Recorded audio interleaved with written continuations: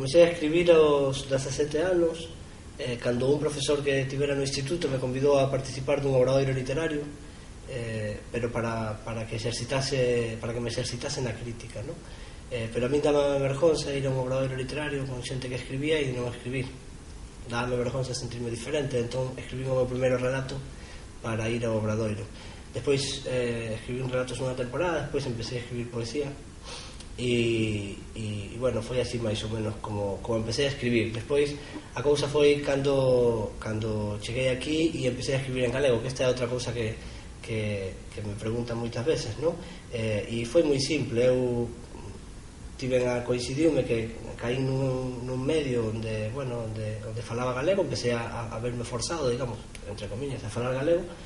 Eu empecé a falar galego e un día deime conta que estaba pensando en galego os textos. Despois escribíamos en castelán, era unha tontería, entón deixei de traducir, digamos, e dende aquela pois simplemente escribo en galego e non volví a escribir en español.